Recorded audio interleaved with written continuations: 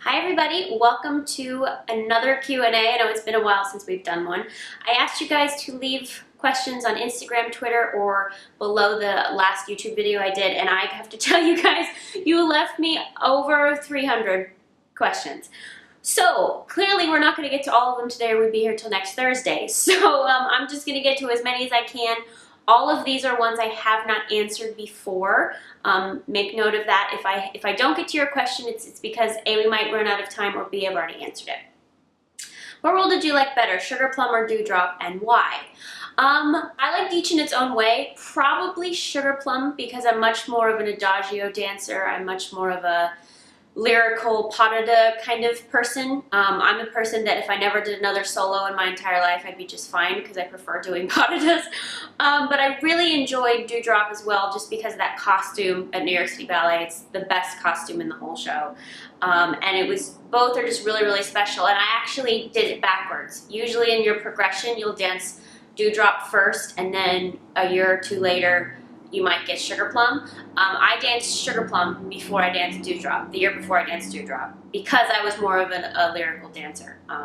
So that was kind of odd. I think the only other person that I know did that, actually that's not true. I think Megan Fairchild did that too, but anyway, we did it backwards. What was your scariest ballet moment? Probably the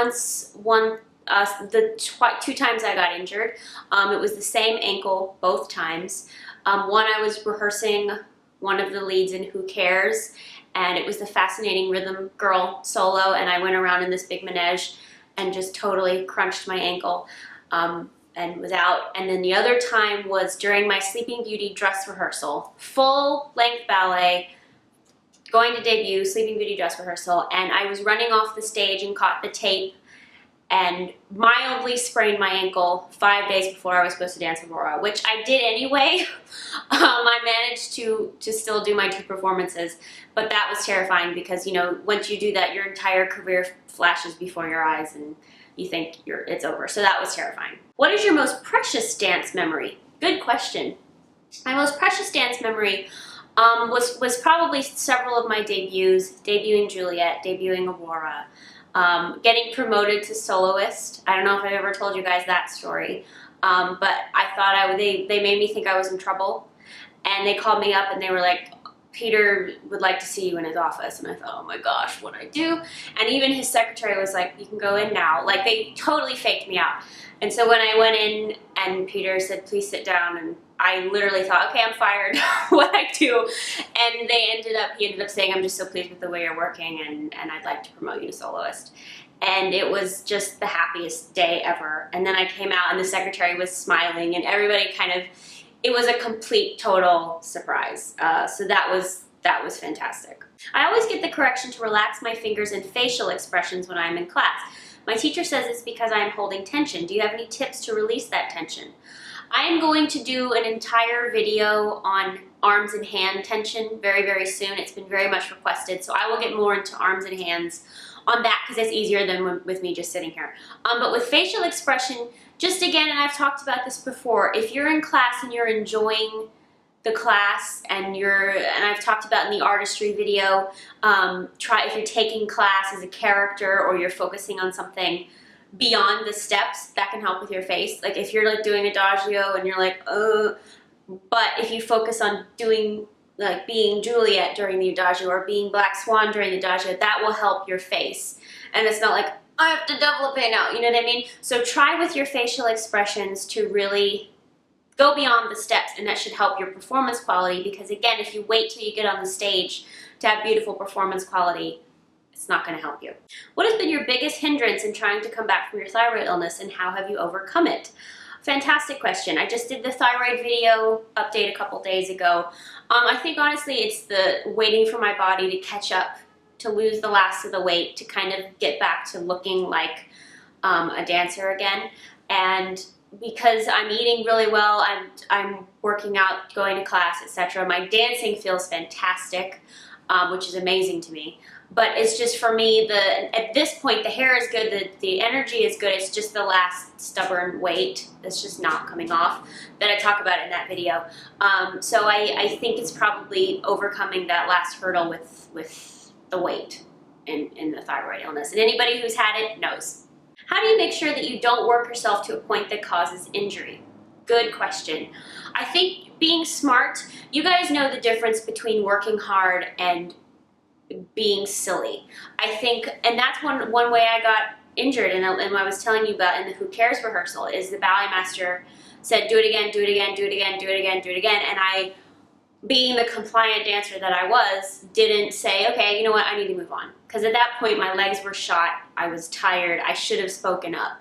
So I think it's a matter of pushing yourself very, very hard, you know, feeling like you got a really good workout, feeling like, oh yeah, I pushed through some difficulty today. But if you're feeling like, oh my gosh, I'm dying, my legs are shot, I feel like I'm aching, something hurts not in a good way, that's kind of your signal to pull it back, because the last thing you want to do is push to the point where you get injured. So just kind of use common sense, I think. It's really hard, it differs from person to person, but just use common sense. I always feel like in class, even some days if I'm starting to jump and my shins are bothering me, or the jumps aren't feeling as good, or my ankles are feeling kind of wobbly, I don't jump that day, because that's a recipe for a sprained ligament. So it's just a matter of knowing that you worked hard and saying, yeah, that felt really good, or no, I'm dying today, I feel a little bit weird, stop. Outside of the Nutcracker, why does New York City Ballet not produce their ballets on DVDs like other companies? I'm sure the company records the performances, why not share them with the public? Fantastic question, I get this all the time. A lot of it has to do with the Balancing Trust. A lot of it has to do with the fact that all the ballets are copyrighted. All the Balancing ballets are copyrighted. All of the Jerome Robbins ballets are copyrighted, and within the company you have the Balancing repertoires who set the Balancing ballets and rehearse them, and the Jerry Robbins ballets are completely separate. Different people set the ballets, different people rehearse the ballets. So Jerry Robbins has his people and Balancing had his people. And if you see other companies doing Balancing ballets or Robbins ballets or Peter Martin's ballets, they have been approved to do them. There's a long, long process to go through the Balancing Trust or through the Robbins Foundation, or to get Peter's approval to do his ballets. It's a very, very long process because of copyrights. They do record the performances for us to view. Pretty much if the first time a cast goes on in a season, like if there are 4 casts of something, they'll film all 4 of those performances the first runs. They won't necessarily do the second run, or if a cast does something 4 times, they won't film anything but the first performance of that season. But you can go in and you can watch and correct yourself. Some people like to, some people don't. I was sort of on the fence. I sometimes went in, sometimes didn't. But they don't release them to the public due to copyrights. I always feel very clumsy on pointe. What is your best tip for feeling more gracious in a pointe shoe, except for practicing a lot?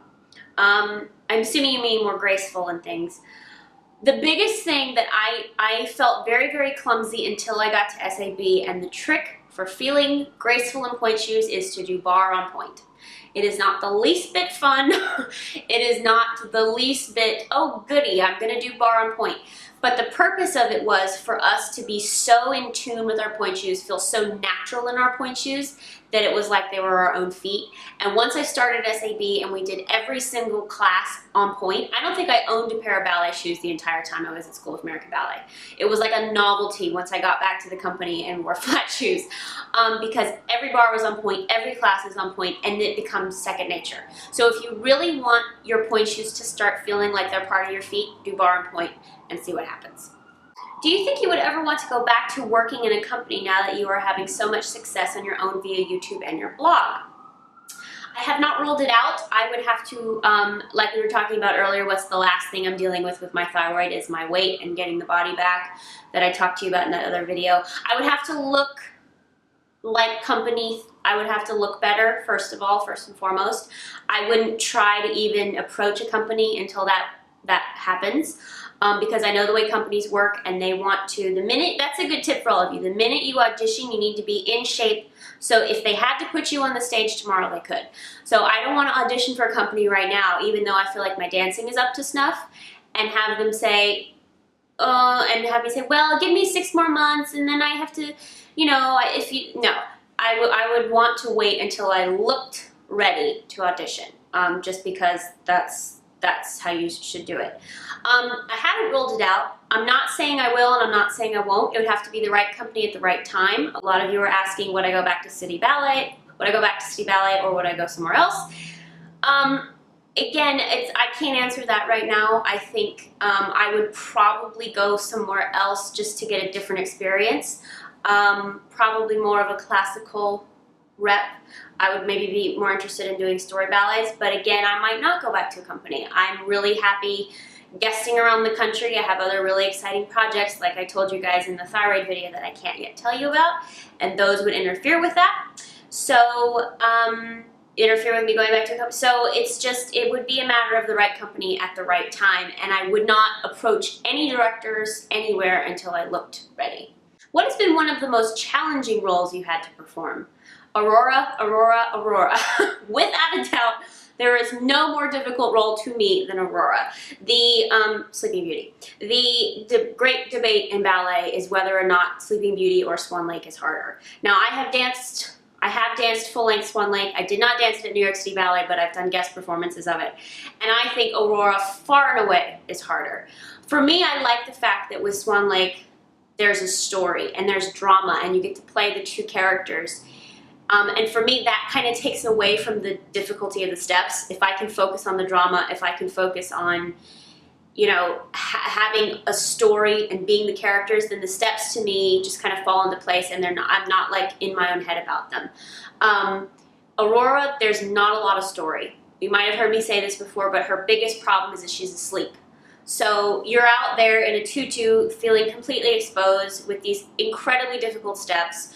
And you come out of the gate with a bang with the Rose Adagio, and like it's just you feel like you're just don't stop until the end. And it's at New York City Ballet, it's especially difficult because unlike most companies, New City Ballet Sleeping Beauty is 2 acts, not 3. So you don't get a break until I believe it's after the vision scene. So you go straight through without a break. So it is exhausting and it is so difficult. So for me, no question, Aurora. How do I keep the heel of my pointe shoes from falling off? I might have answered this one before, but rosin. If you rosin the heel of your tights and you rosin the inside heel of your pointe shoe, they'll stay on every time, without fail. I'm trying to improve a lot and work on my technique. How do you prevent yourself from plateauing? We've kind of gone over this a little bit before in that it's good to set goals for every class. What goal am I going to work on today? Am I going to work on my turns? Am I going to work on my placement? Am I going to focus on turnout? Maybe épaulement, heads and arms. And if you set mini goals for yourself for every class, then not only do you prevent a plateau, but you prevent yourself from getting overwhelmed. Because as I teach ballet, I realize more and more how many things there are to think about, and you can get really overwhelmed. So I would say focus on mini goals. Go into a class, and you can even designate it for the week. This week I'm going to work on my placement. This week I'm going to work on my turnout. This week I'm going to work on, And I think that will help you, again, refocus. It will tell your brain, okay, we don't have to worry about everything all at once. And you'll find that you'll improve more because you are sort of singling in your focus and you're not kind of crazy. So try and pick a goal per week or per class and focus on that, and I think you'll see yourself improve. That last question kind of goes along with some of you asking, how do you not get discouraged when things aren't working? I get so frustrated at myself. Is there any way to calm myself down? Yeah, again, set the mini goals and don't let yourself get so overwhelmed with everything. If you again sort of break down your focus, I think you guys will feel a little bit better about yourselves and you won't be so crazy about I have to be perfect every class. How can I make a realistic connection with my partner on stage? And this kind of goes along with somebody else saying, how do you keep relationships in working zone with a guy in your ballet class if you fall in love with him, etc.? A lot of you have been asking about that. Again, you have to remember, as far as not falling for someone you're working with, you have to remember, A, you're there, it's your job to be professional, it's your job to look as good as you can on the stage without, it's difficult because there are some dancers who fall in love in the studio and there's some dancers who never date a dancer. Like me, I never dated a dancer because I always kept things professional. I liked to kind of keep it separate. And then as far as making a realistic connection with your partner on stage, what I always found helps was for me making connections not in the studio. Like if I had a partner that I danced with frequently, I would try and talk to them more, or talk to them during class, or talk to them, you know, outside kind of, and be more than just, hi, how you doing? Let's dance, goodbye. You know what I mean? My very first partner, Tyler Angle, he probably will kill me for telling the story. The very first time I danced with him, I was 17 and I was dancing Juliet. And the first couple of weeks, he didn't talk to me at all, like at all.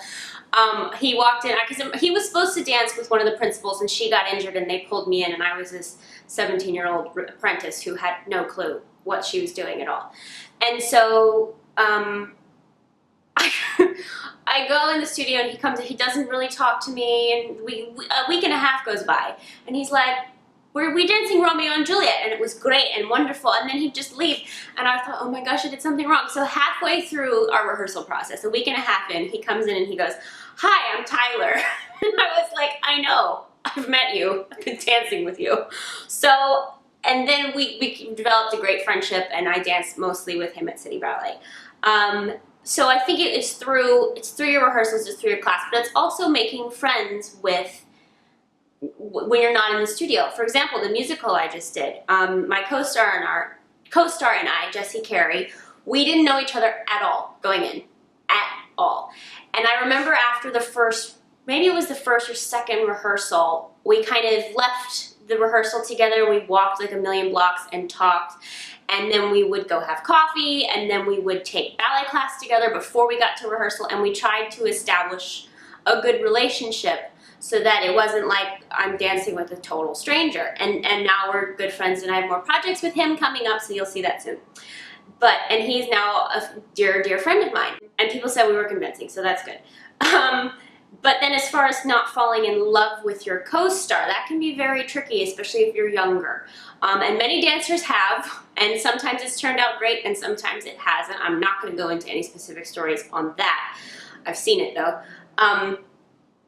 But I think, again, you have to remember, if you're starting to develop feelings for your partner, that, you know, you just, while you're in the studio, you have to keep it professional. You have to get the job done. You have to not let your brain be somewhere else, because it can be very distracting instead of focusing on what you need to do. So for those of you who are having issues with feelings for fellow guys in class, just in the studio, focus on what you need to do, keep it professional, and then outside the studio, who knows? Sometimes it's very easy because they end up being gay, which is totally fine. I actually prefer dancing with gay partners because then it's really easy, and you keep it professional totally 100%, and you become very dear friends with them, and there's no worry at all. So just, you know, you have to kind of just remember you're there to do a job. The ballet masters and your teachers are there to see you do a job, and try and keep that focus when you're in the studio. If that answers that. It's a hard question because it differs with everybody, but just remember you're there to do a job. As a student, how did you feel about getting corrections? Mackenzie, great question. I was always a student that for a very, very long time wouldn't get offended, but I'd be worried that my teachers were mad at me when they corrected me.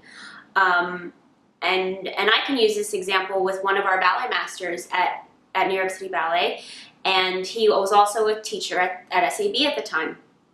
And he would constantly, like, I felt like I could never do anything right in his class, and he'd be like, no, Katie, wrong, you know, and he was always on me. And for a while I was like, oh my gosh, he hates me, this isn't good. And I was so worried and petrified and just, oh, he doesn't like me. And then I got to the company. He's one of the ballet masters, and he's the one that cast me as Juliet. So the very first time. And I was blown away, and then he became like a mentor to me the entire time I was in the company. His name is Sean Lavery. He was a principal with New York City Ballet as well. And I always thought Sean hated me up until I got to the company, and I realized that the reason he corrected me so much, and the reason he was so on me all the time, was because he believed in me and because he wanted me to improve. And everything he ever said to me helped me improve. And there's so many corrections that I still hear Sean in my head saying to me. So if a teacher corrects you a lot, it's a very good thing. I guarantee you there are other students who wish they got that many corrections. It's very, very sad, but oftentimes the students who get the most corrections are the ones that the teachers really believe in, and they know they can improve and they know they can do it. And it's awful to say that way, but if you get corrections, please take them as compliments. Please take them as your teacher is only trying to build you up. Do you have any tips on how to balance on pointe? And can you do more pointe workout videos and also center without the bar? Yes.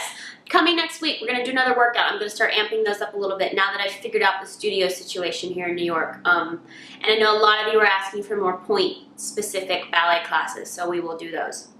But balancing on pointe is all about being over your shoe and finding center. Balancing on pointe is entirely different than balancing on flat. Balancing on flat is all about having stability through your ankle and your calf. Pointe is a lot in the calf, but it's also about being completely centered, and it's really a lot in your hip. A lot of people depend so much on your foot, but your foot is very small. Your hips are much bigger, your core is much bigger, and rely on that more than your foot. So you gotta have a lot of core stability, you gotta have a lot of hip strength. So, you know, hip exercises, core exercises will really help you. You know, again, the TheraBand is just to really strengthen your feet for pointe work and things, but balancing is all about finding that core, finding that sweet spot. And again, it's about also having the right kind of shoe. If you can't get over your shoe, you're not gonna be able to balance. And I think you've got to be able to, A, make sure it fits, make sure it's the right kind of shoe for you, and really just, it's about finding everything through the center, and this will be a lot easier for me to explain in more pointe work videos, which is why I want to do them. But don't rely so much on your ankles as your core and your hips. And again, we will be doing more pointe workout videos. You guys, there are about 100 more. I can't even begin to tell you how thrilled I am for how many questions we received. I'm going to sort of screenshot all these and keep them for next time. I will always announce another Q&A so that if I didn't answer your question, you can ask me again. I wish I could sit here and do nothing but answer all of your questions, but we'd be here till next week. So thank you so much. If you missed that thyroid video where I update you on what's happening, you can click it to watch. It's over there. Social media links are below. I love you all so much. Thank you for watching, and I will see you next time.